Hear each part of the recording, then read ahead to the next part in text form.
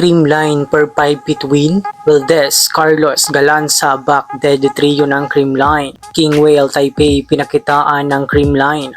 At sa MFT nag-enjoy sa Ice Yummy Trend. May pasaring kaya ito sa Creamline? Good card strong, welcome back to our channel. Bago natin yung simulan, please support this channel by clicking like, share, subscribe, and click the notification bell para updated ka sa ating mga video. Sa kadami-daming kupunan sa PBL ay isa nga ang Creamline sa gustong mapatumba ng mga teams. Hindi na nga lang mga club teams ang gustong talo ng Creamline, pati na rin ang mga fans na sabik mapatumba ang Creamline. Well, sa ngayon ay mukhang going to 5 feet nga ang CCS dahil sa kanilang pambihirang galawan inside the court. Especially ngayon na nagbabalik sina Valdez at Carlos para muling tulungan ng kupunan na madala ang team sa muling kampyonato. Nakita nga sa mga video ang paglaro ni Valdez at Kaloy laban sa King Whale Taipei at halos walang bakas ng injury ang mga galawan nito. Mapaback row or front row ay makikitang napakaliksi ni Valdez at ito na nga ang magiging sagot sa mga question kung babalik laro pa ba ito. Patunay lang na babalik laro si Valdez dahil mukhang ganado na nga ito na makikita mo mismo sa kanyang galawan. Plus with the help of Tots Carlos ay mas magiging solid na nga ang Creamline in the future events. Makikita nga natin na muling manunumbalik ang deadly trio na sina Valdez, Galanza at Carlos. At mukhang this all Filipino conference natin ito makikita.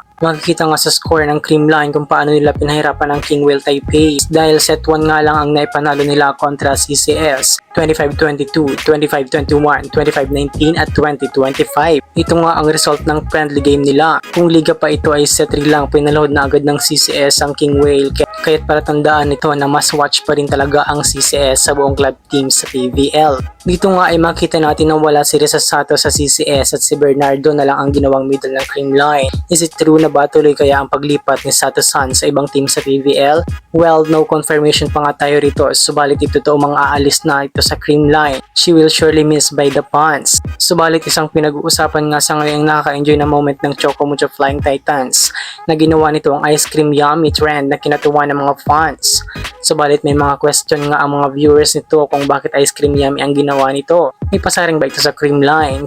Kaya na ba nilang wakasan ang pagre-reyna ng CCS sa pagbabalik ni Rondina at Cheng? Sa ngayon ay kompleto na nga ang wing hitters ng CMFT with Santiago Manabat, si Rondina, Isa Molde, Royce Tubino at Des Cheng, na kung sino man ang magiging kapalitan nila ay siguradong makakapagbigay ito ng malaking tulong para sa team. Di nga nakita si Dina Wong sa video nila kaya't baka si Mars Alba na ang magiging main setter ng kupunan. Ikaw Card Strong, makaya na kaya ng CMFT na pataubin ang kupunan ng Creamline? What is your thoughts about this matter? Comment down below. So hanggang dito na lang muna, Card Strong. Please don't forget to subscribe and click the notification bell para updated ka sa ating mga video.